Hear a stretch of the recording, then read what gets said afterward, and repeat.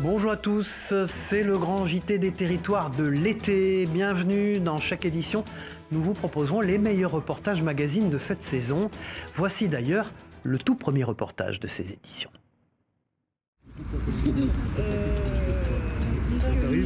Voilà. Tac, tac. Exactement. Allez, bosse ça. Sous la lueur des lampadaires du stade, Elodie répète encore et encore son mouvement de lancer. À 21 ans, cette étudiante en management vient tout juste de se mettre au football américain et de rejoindre la seule section féminine qui existe dans le Grand Est, ici, à Saint-Dizier. Elle était magnifique. J'ai deux amies qui font partie du club.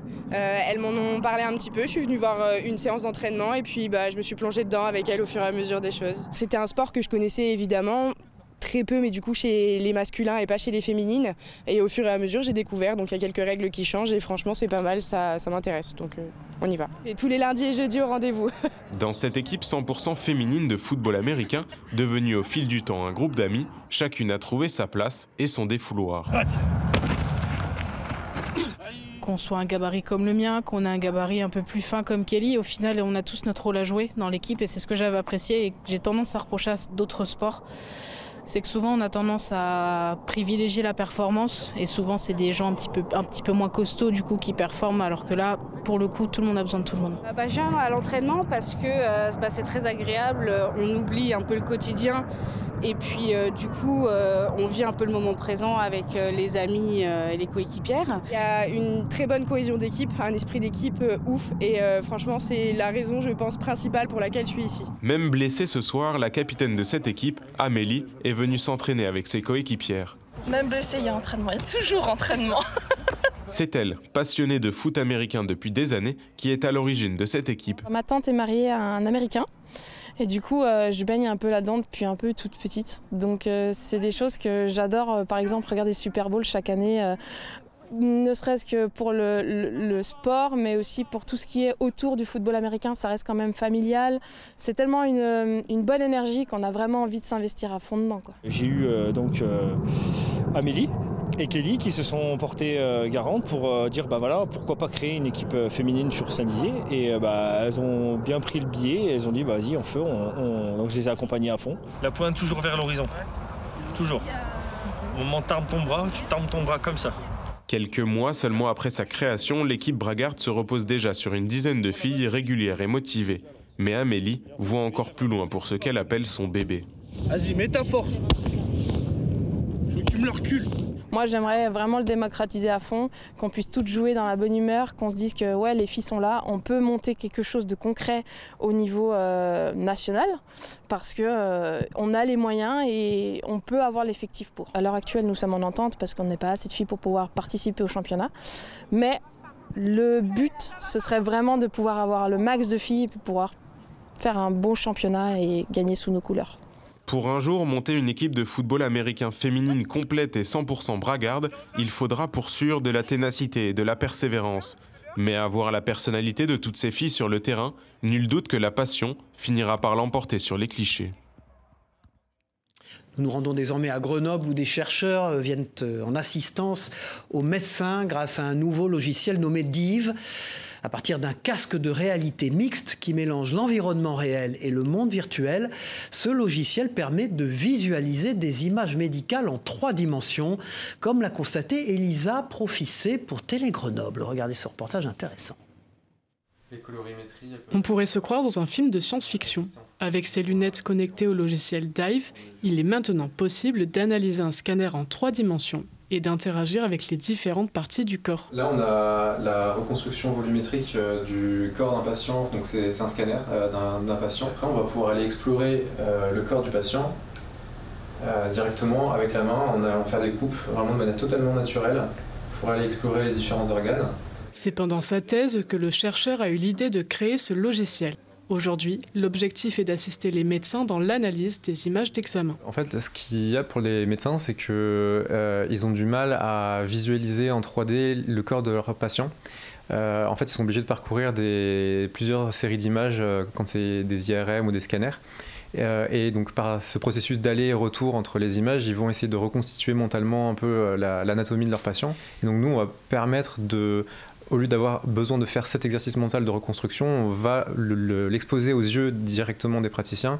Ils vont pouvoir aller explorer le corps de leur patient avec leurs mains, faire des coupes dans n'importe quelle direction. Mesurer la taille d'un os, analyser de manière précise un organe, Dive permet aussi à plusieurs médecins de pouvoir analyser et interagir avec la même image en même temps.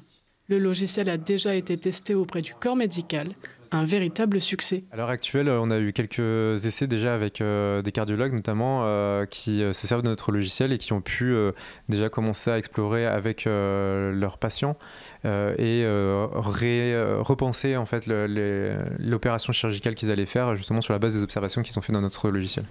Au long terme, l'équipe de Dive espère atteindre tous les secteurs liés au domaine scientifique et il ne compte pas s'arrêter là. Notre objectif, c'est de devenir la plateforme de référence de logiciels pour la visualisation de santé, de données de santé et de données médicales en France et par la suite à l'international. Le programme Dive devrait être commercialisé vers la fin 2024. Des produits locaux, la Bretagne n'en manque pas. Alors parmi les richesses culinaires de cette région, il y a bien sûr l'élevage des moules, soit la mytiliculture, selon le terme professionnel. C'est pour en savoir un peu plus sur ce milieu qu'une entreprise locale organise des sorties en bateau au milieu des pieux où se trouvent les moules, comme vous le voyez sur ces images de TBO, la chaîne du groupe Le Télégramme. Des sorties qui intéressent autant les locaux que les touristes, propos recueillis par Mathilde Kemener de TBO.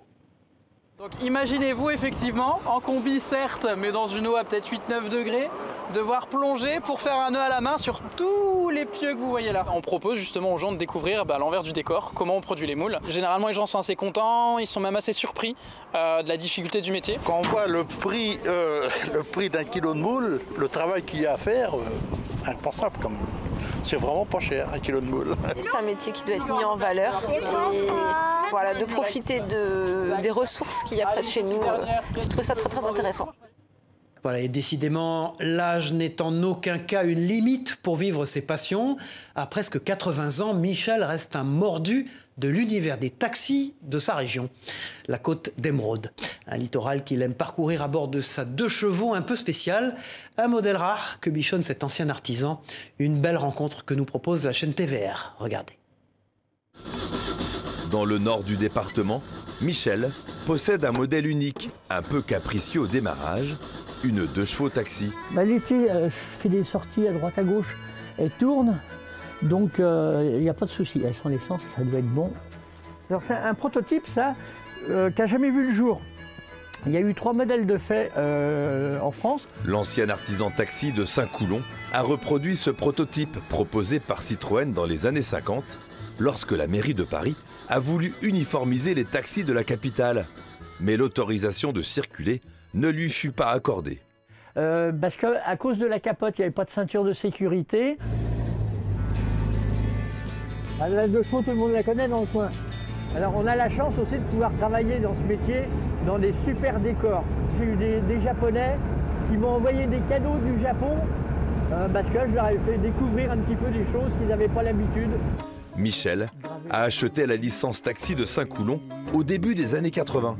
C'est pas facile quand on démarre dans une petite commune et puis placé ici, j'étais un peu éloigné de tout le monde, hein, donc après il a fallu faire sa place. Puis après, je me suis fait mon trou, je me suis fait connaître et puis le service était peut-être différent des taxis des grandes villes.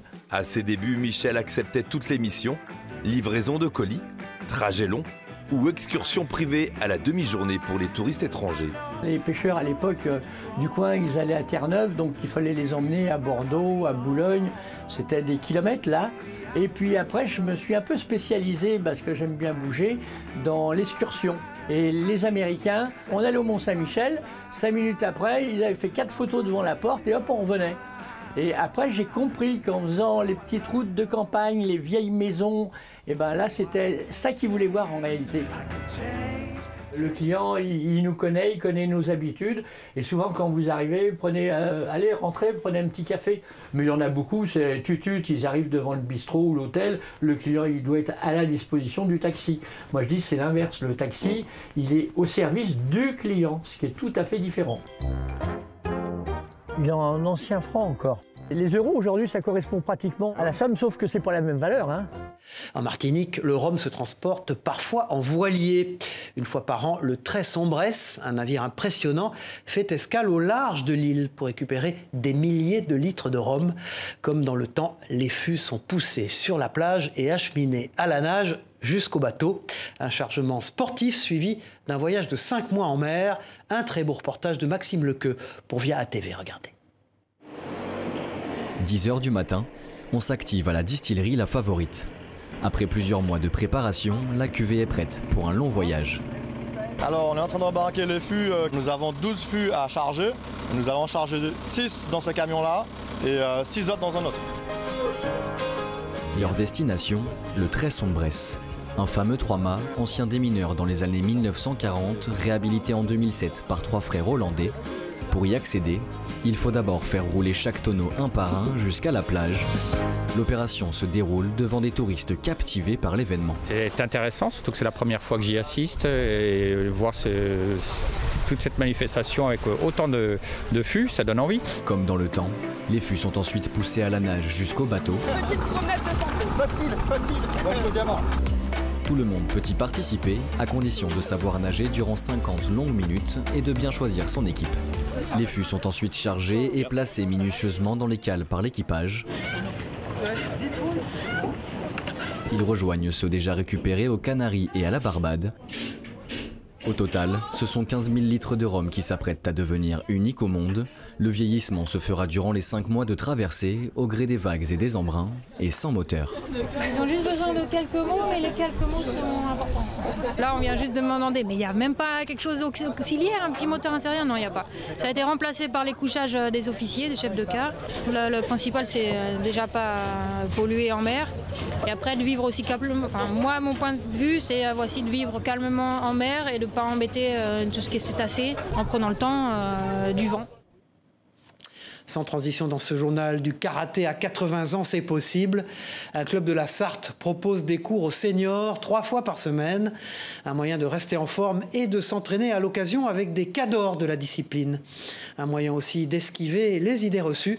Reportage d'Enzo Maubert pour LMTV Sarthe. Regardez. Et qui aille Go! Ok, on avance d'un pas.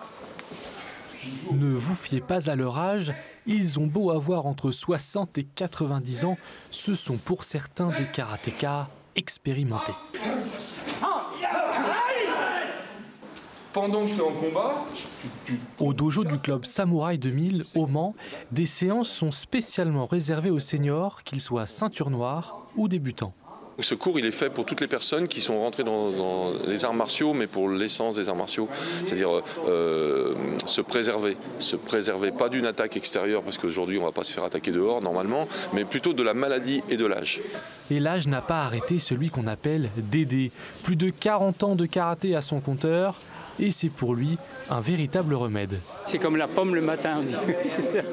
Qu'est-ce que ça fait la pomme le matin? La pomme le matin, quand on dit je mange une pomme le matin, je vais moins souvent chez le médecin. Et c'est pour ça que je disais, quand on fait du karaté, on va moins souvent chez le médecin. Si le karaté fait travailler réflexe, concentration et mouvement, il permet aussi de créer du lien et de garder le moral. Ça permet justement d'éviter de s'enraciner, de s'encrouter, on va dire. C'est très convivial, on se souhaite nos anniversaires, à la limite on est une petite bande d'amis, et même des fois on fait participer nos épouses, et donc c'est génial si vous voulez. Ça aide aussi à vivre, à donner un mental dans la vie, c'est pas toujours facile, quelquefois on tombe dans des trous, etc. Bon, à 84 ans, on a déjà connu la maladie, etc., l'hospitalisation. Mais ça aide à se relever à chaque fois. Et c'est ça qui est important pour moi. Bien plus qu'un sport de défense, fouler le tatami peut donc éviter non pas de vieillir, mais de devenir vieux. Il pourrait être considéré comme un enquêteur des champs. Laurent Saint-Dizier opère dans les grands espaces de sa région depuis 10 ans à l'aide de ses outils favoris, des détecteurs de métaux. Une activité qu'il pratique pour le loisir, mais qui n'est pas sans intérêt pour les sols et leurs propriétaires, puisqu'il permet de dépolluer les terrains. Livia Buchler et Denis Lequien, journalistes pour Vosges TV, l'ont suivi le temps d'une sortie dans une parcelle agricole. Regardez ce reportage. Voilà ce qu'on trouve beaucoup. Donc du bouton. Ça c'est du bouton, des petites bagues quand même on en trouve. Ça c'est toutes des vagues mais sans intérêt quoi, hein. C'est de la bague de pacotille. Et c'est majoritairement dans les champs que Laurent trouve ces objets qu'il conserve dans cette boîte depuis bientôt 10 ans et ses débuts dans la détection de métaux. Chaque semaine, pendant plusieurs heures, il parcourt les terrains agricoles à la recherche de trouvailles bien sûr, mais ce n'est pas le seul objectif. Il y a un aspect très important, donc on dépollue le plomb, l'alu, tous les métaux qui sont dans les champs en fait. Hein. Surtout du plomb, il y en a beaucoup, et de l'alu. On creuse sur les 20 cm, on enlève quasiment tout ce qu'il y a dans les 20 cm. Un loisir bon pour l'environnement, mais qui doit être pratiqué dans les règles. Bon, donc ça ira à la poubelle.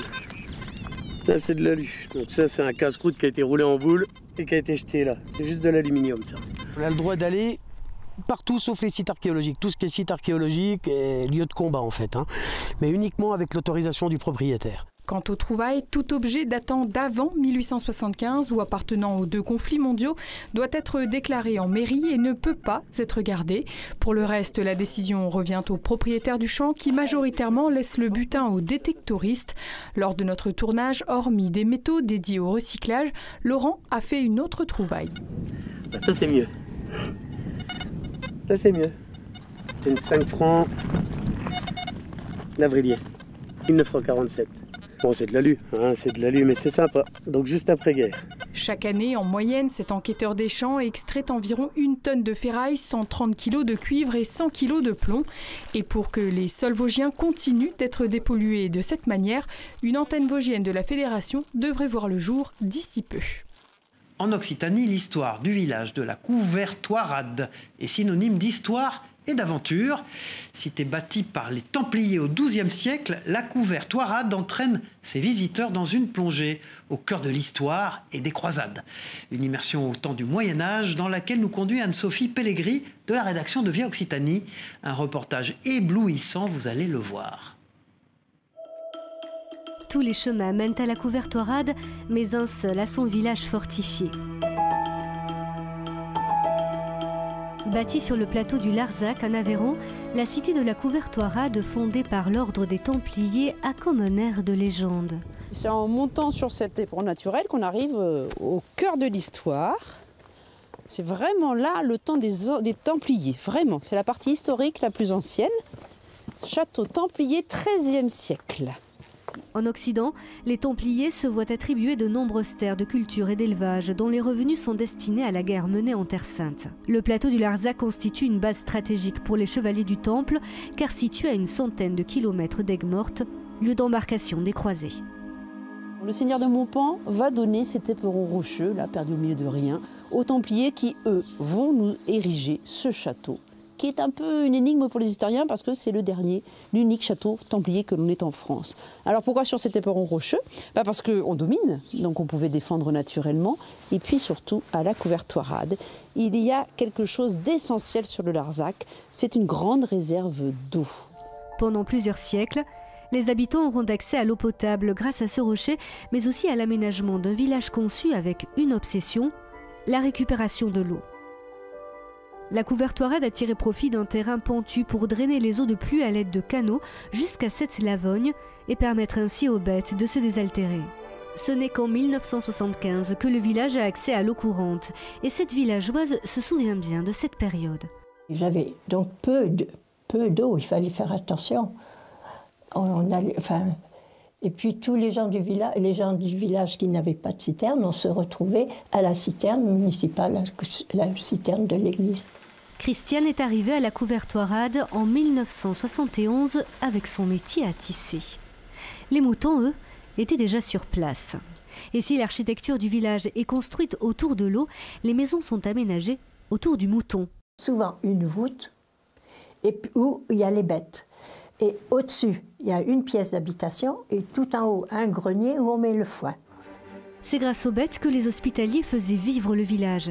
Après l'éradication du trop puissant ordre des Templiers par Philippe le Bel, ce sont eux qui prennent en charge la gestion de la cité et construisent ses remparts.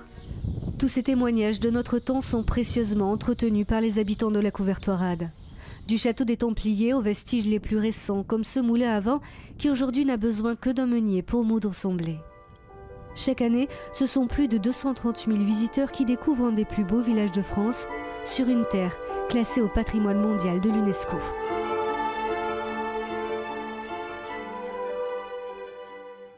Direction la Savoie dans ce journal, c'est un grand moment pour les producteurs mais aussi pour les troupeaux.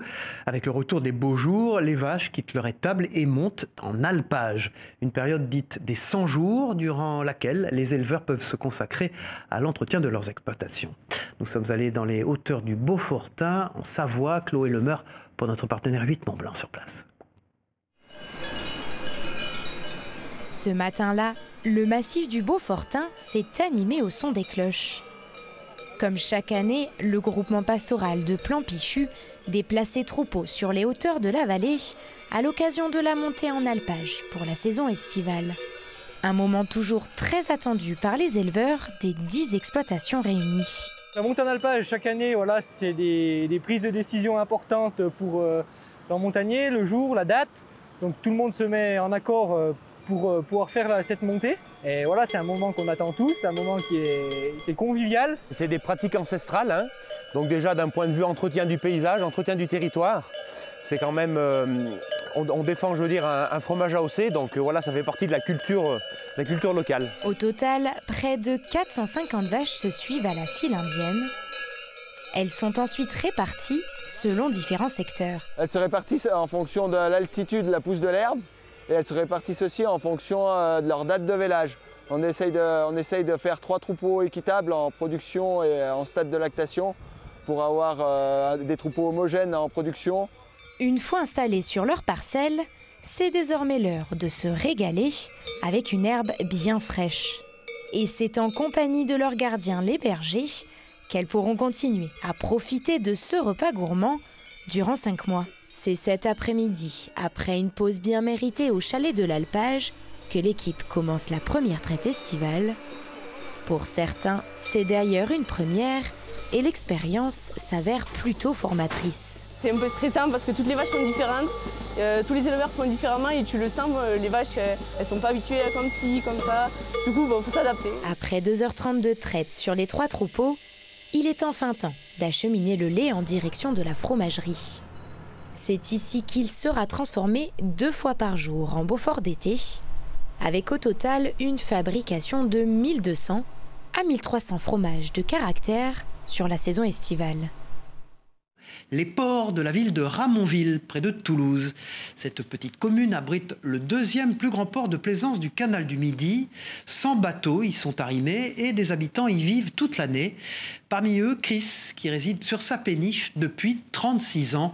Écoutez-la au micro de notre partenaire sur place de la Dépêche du Midi. J'ai toujours été très nomade dans ma tête, si vous voulez. Et là, quand je suis arrivée à Toulouse, que j'ai vu les péniches, je me suis dit non mais c'est ce qu'il me faut quoi. Je suis arrivée à Toulouse avec tous mes enfants et en camion. Et là j'ai dit mais c'est ce qu'il me faut au lieu de déménager tout le temps. Et donc j'ai acheté une coque, cette coque que vous voyez qui est magnifique. Enfin, ouais, je suis tombée amoureuse de la coque. J'ai bâti toutes les superstructures pour pouvoir habiter dedans. Et depuis j'ai beaucoup navigué avec, voilà. Voilà, et puis une pratique traditionnelle pour refermer ce journal, l'attraction animale. Elle revient au goût du jour dans nos campagnes, portée par une approche plus respectueuse de l'environnement. Des agriculteurs utilisent la force des animaux pour labourer les champs. Exemple dans les Vosges où les bœufs étaient à l'honneur il y a quelques jours. Fort comme un bœuf, on disait cela, un sujet de Marie-Danielle Rogovitz et d'Anne Didier pour Vosges Télévisions. C'était comme un retour dans le passé, une carte postale des pratiques agricoles d'autrefois. Et pourtant, l'attraction animale n'a pas disparu en France. Dans le village du Valtin, ce sont les bœufs qui étaient à l'honneur. Philippe Kuhlmann, fermier alsacien, forme régulièrement de futurs bouviers. Ceux qui doivent prendre la relève, c'est sûr qu'on n'ira pas du jour au lendemain et on ne va pas retourner vers tout le travail fait avec des animaux. Mais il y a quand même une agriculture à 2 vitesses qui s'installe et de plus en plus de personnes qui essayent de tendre vers l'autonomie alimentaire. Pauline, ostéopathe, elle souhaitait juste en apprendre un peu plus sur les animaux. Le guidage des bœufs attelés exige une attention maximum et de la confiance en soi pour ne pas se laisser dépasser par la force des bovins. Moi, j'ai plus l'habitude de travailler avec les chevaux, donc c'est quelque chose qui est pas évident, mais je pense que c'est simplement une question d'habitude. On voit qu'ils ont de la force et qu'ils poussent. Un petit peu, oui. En même temps, ils ont un outil qui leur demande d'avoir beaucoup de force dans la tête, donc c'est assez puissant, il faut quand même faire attention. Ils ont une force colossale. Si on fait une erreur, qu'on se trouve en débardage, si on n'évite pas et s'ils sont en pleine traction, si tu te trouves devant un arbre et qu'ils viennent avec le joug, t'es ad patres, quoi, ça c'est sûr. Tu vas aussi au ciel ou en enfer, ad patres. Des travaux des champs qui ont fait le bonheur du public pour certains acteurs d'un jour. C'est plus naturel parce que les tracteurs, ça consomme beaucoup d'essence. Tu saurais les arrêter? Non, ça a beaucoup trop de force. Voilà, c'était le grand JT des territoires de l'été. Merci de nous avoir suivis. On se retrouve très vite pour une nouvelle édition d'été. Au revoir à tous.